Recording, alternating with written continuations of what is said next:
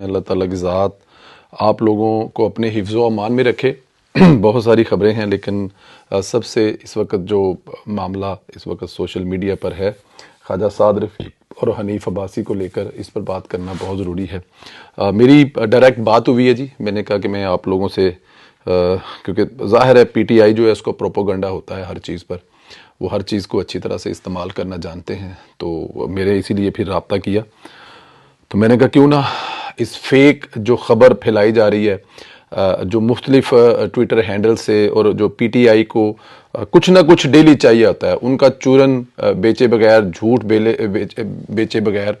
Propaganda किए बगैर उनका मतलब होता है ना, जो PTI के हामी सहाफ़ी होते हैं उनकी झूठी खबरें होती हैं, तो उनको जो चेहरा दिखाने के लिए, ज़ाहिर है अगर आपकी बात ऐसे बंदे से हो जाए तो वो ज़्यादा अच्छे तरीके से होता है। मेरी ख्वाजा साहब के से बात हुई, ज़ाहिर है, तो उनसे बात होने के बाद पूछा मैंने, तो ख्वाजा साहब का मौक़िफ़ ये है कि ख्वाजा साहब का ये कहना है कि वो लोग कोहसार पर मार्केट में बैठे हुए थे, खाना खा रहे थे, बड़े पुरसकून माहौल में थे, तो कुछ ख़वातीन थी, वो कुछ देख रही थी लेकिन उनको इग्नोर किया गया। लेकिन जैसे ही ख्वाजा साहब जो हैं और अब्बासी साहब जो हैं उठकर जाने लगे, तो उन ख़वातीन ने आवाज़ें कसी। जब आवाज़ें कसी, एक दफ़ा भी कसी, और ख्वाजा साहब मतलब अब्बासी साहब ज़ाहिर है इग्नोर किया और आगे जाए, लेकिन वो पीछे से ख़वातीन जाते हुए मज़ीद आवाज़ें कसनी शुरू हो गई। तो अब्बासी साहब वापस आए, बड़े तहम्मुल से, बड़े प्यार से, बड़ी मोहब्बत से उन्होंने कहा, देखें आप हमारी बहनें हैं, हमारे घर पे भी माएँ और बहनें हैं, आपको ये ज़ेब नहीं देता, ये ज़ुबान ज़ेब नहीं देती, लेकिन क्योंकि ज़ाहिर है वो ख़वातीन थी, उनको मौका चाहिए होता है, उनके अंदर आई डोंट नो क्या ऐसी गुस्सा है या ऐसी कुछ चीज़ें हैं कि वो उसको मज़ीद जो करती हैं। लेकिन अब्बासी साहब ने बड़े तहम्मुल से उनकी बातें सुनी, उनको समझाने की कोशिश की, और अब्बासी साहब को भी समझाया गया कि मतलब इनके मतलब नहीं लगना चाहिए, मुंह छोड़ें, इससे ज़्यादा कोई ऐसे कुछ हुआ भी नहीं। लेकिन जो सोशल मीडिया है वो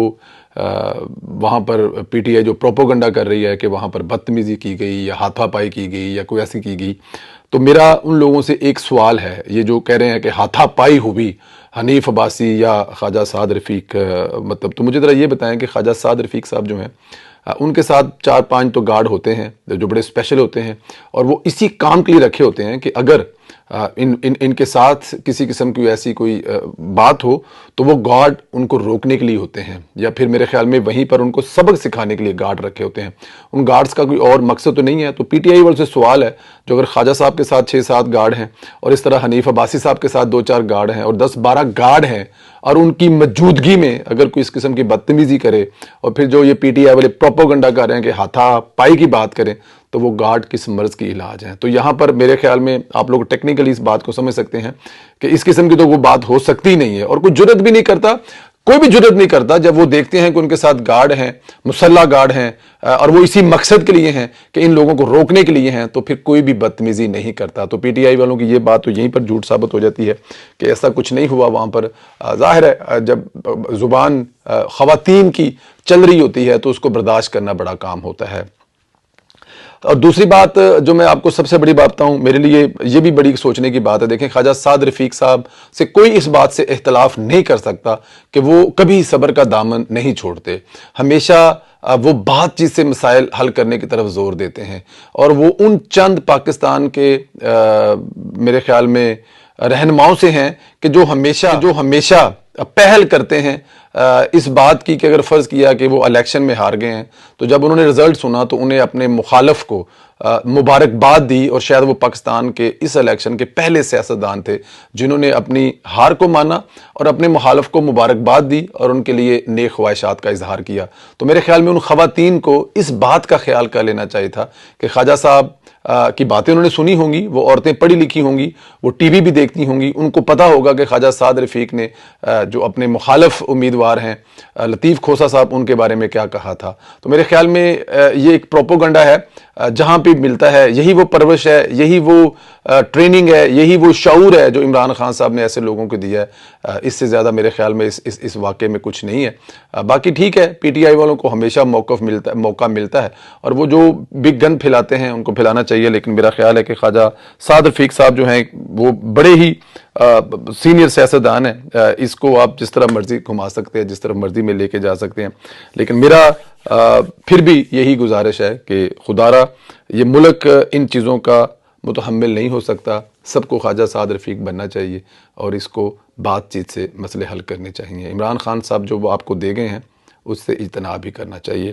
دوستو، دیگر خبروں میں دوسری سب سے بڑی خبر یہ دینا چاہتا ہوں، یہ خبر کسی کے پاس نہیں ہے، ایکسکلوسیو ہے۔ کمشنر راولپنڈی سے متعلق انتہائی کچھ ایسی چیزیں سامنے آئی ہیں جو شاید ابھی سامنے نہیں آئی اور شاید کبھی بھی نہیں آنی چاہیے، یہ بھی میری خواہش ہے کہ کبھی نہیں آنی چاہیے۔ انتہائی غیر اخلاقی اور غلیظ قسم کی حرکتیں ہیں، کچھ ایسے رشتوں کے بارے میں بات کی جائی ہے جن کے بارے میں کوئی سوچ بھی نہیں سکتا، لیکن خیر یہ تو تحقیقات ہوں گی تو وہ چیزیں سامنے آئیں گی تو پتہ لگیں گی، لیکن جو ہمیں پتہ لگا ہے وہ بڑی شرمناک قسم کی چیزیں بھی اس میں ہیں جو ہم نہ تو آپ کو بتا رہے ہیں اور نہ ہی چاہیں گے کہ کبھی کوئی ایسی چیز سامنے آئے۔ اللہ تعالیٰ کی ذات سب کا پردہ رکھے۔ پی ٹی آئی سے ان کی کڑیاں مل رہی ہیں، بیرسٹر گوہر سے ثابت ہو رہا ہے، ثبوت ہاتھ لگ چکے ہیں، پی ٹی آئی کے چند رہنما پائے گئے ہیں جو چٹھا صاحب ہیں ان کے ساتھ۔ آئندہ چند دنوں میں بڑی پیش رفت ہوگی، لیکن اس کے علاوہ جو خبر آپ کو نہیں پتا، وہ جو چٹھا صاحب تھے وہ کرپٹ آفیسر تو تھے ہی، لیکن اخلاقی طور پہ بھی کچھ ان کے معاملات ایسے آ رہے ہیں کہ وہ اگر کہا جائے کہ اخلاقی طور پر بھی کرپٹ ہیں تو شاید غلط نہ ہوگا۔ انتہائی غلیظ کردار مطلب کہا جا رہا ہے، بس چھوڑ دیں اس کو، میں یہیں پہ چھوڑتا ہوں، مطلب میں اس پہ زیادہ نہیں کرنا چاہتا، جو میں کہنا بھی چاہتا ہوں وہ میری زبان ساتھ نہیں دیتی، آپ اس کو یہ سمجھ لیں، تو اس کو یہیں پہ رکھتے ہیں۔ بہرحال آپ کو چٹھا صاحب کے بارے میں مزید جو رابطے ہیں، جو ان کی کچھ کالز ہیں، ریکارڈنگ ہیں، جو میسیجز ہیں، وہ جیسے جیسے دن گزرتے جائیں گے آپ کے سامنے آتے جائیں گے اور آپ کانوں کو ہاتھ لگاتے جائیں گے، اور پاکستان تحریک انصاف کا جو دوسرا 2 نمبر چہرہ ہے وہ میرے خیال میں آپ کے سامنے آتا جائے گا۔ تو انتظار کریں، جلد مورلی بھی کرپٹ اور باقی بھی جو سارے کیس چل رہے ہیں جو نیب میں ہیں یا جو جہاں جہاں ہیں وہ بھی جلد آپ کے سامنے آنے والے ہیں اور پھر آپ اس کو دیکھیں گے۔ دوسری طرف حامد میر کو رانا ثناء اللہ نے تگڑا جواب دیا ہے۔ آپ کو یاد ہوگا کچھ عرصہ پہلے حامد میر نے رانا ثناء اللہ پر مسنگ بلوچوں کے قتل کا الزام لگایا تھا۔ حامد میر نے دعویٰ کیا تھا کہ میں نے 50 مسنگ بلوچوں کی فہرست رانا ثناء اللہ کو دی، اس کے بعد وہ انہوں نے چن چن کر مار دیے۔ یہ بہت بڑا الزام تھا۔ رانا ثناء اللہ نے اس الزام پر حامد میر کا اب جا کر محاسبہ کیا۔ حامد میر اپنی بات سے مکر گیا کیونکہ اس نے وہ ویڈیو اپنے یوٹیوب چینل سے ڈیلیٹ کر دی تھی، لیکن وہ ویڈیو رانا صاحب کو مل گئی، انہوں نے آج حامد میر کے منہ پر دے ماری اور جھوٹ ثابت کیا۔ رانا صاحب نے کہا تھا کہ حامد میر صاحب نے تو ہماری زندگیوں کو خطرے میں ڈال دیا تھا کچھ ایسی چیزیں کر کے، تو انہوں نے حامد میر صاحب نے ثبوت مانگا تھا کہ میں نے کب آپ کی زندگیوں کو خطرے میں ڈالا ہے، تو پھر ظاہر ہے اپنے یوٹیوب سے وہ ہٹا چکے تھے، لیکن رانا صاحب کے پاس وہ یوٹیوب کی ویڈیو آئی جس میں حامد میر صاحب یہ الزام لگا رہے تھے کہ انہوں نے بلوچ مسنگ پرسن کی لسٹ جو ہے وہ رانا ثناء اللہ صاحب اور غالباً ساتھ میں میرے خیال میں عطا تارڑ صاحب کا شاید نام لیا تھا یا کسی اور کا تھا، میرے خیال میں عطا تارڑ کا، ان کو دی تھی، تو اس کے بعد چن چن کر ان بلوچوں کو مارنا شروع کر دیا تھا۔ اور جب یہ حامد میر صاحب ایک ڈائریکٹ الزام لگا رہے ہیں کہ میں نے لسٹ دی تھی اور اس لسٹ دینے کے بعد رانا ثناء اللہ وزیر داخلہ نے بندوں کو مارنا شروع کر دیا، تو میرے خیال میں یہ رانا صاحب کی زندگی خطرے میں ڈالنے والی بات تھی، اور میرے خیال میں اس کا ثبوت تو ظاہر صحافیوں کے پاس ثبوت تو ہوتا کوئی نہیں ہے، وہ صرف الزام لگاتے ہیں، تو جو حامد میر صاحب نے الزام لگایا وہ انتہائی بیہودہ الزام تھا، اور رانا صاحب نے حامد میر کو میرے خیال میں گھر چھوڑ کر آنے کا وعدہ کیا، اور رانا صاحب کے ساتھ ساتھ سوشل میڈیا کے جو ببر شیر ہیں وہ بھی ساتھ میں پورا ساتھ دے رہے ہیں، کوئی پتہ نہیں کون کہاں سے ہے، کس اکاؤنٹ سے ہے، لیکن پورا ٹف ٹائم دیا جا رہا ہے۔ آخر میں بشرا بی بی سے متعلق ایک چٹکلا ہے، کیونکہ پی ٹی آئی کے دعوے بھی لطیفے ہی ہوتے ہیں۔ 3 دن سے پی ٹی آئی کی مہم چلا رہی ہے کہ بشرا بی بی کو بنی گالہ میں زہر دے دیا گیا ہے اور اس کی جان کو خطرہ ہے۔ 3 دن سے یہ دعویٰ کیا جا رہا ہے، 3 دن سے بنی گالہ سے ایسی کوئی خبر نہیں آئی جس سے پتہ چلے کہ زہر کا اثر ہو گیا یا ابھی زہر جو ہے وہ رستے میں ہے یا زہر جو ہے وہ آگے جا چکا ہے، کیا ہے اس بارے میں ابھی تک کوئی خبر نہیں ہے۔ عمران خان کی طرح پنکی پیرنی کا یہ ڈرامہ کر کے ثابت کرنا چاہتے ہیں کہ ہمیں موت سے ڈر لگتا ہے۔ بہرحال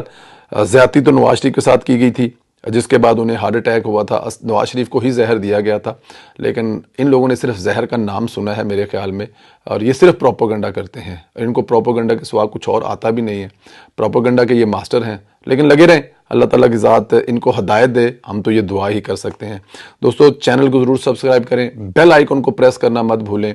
لائک کریں، کمنٹ کریں، میرے سوال کا جواب ضرور دیں۔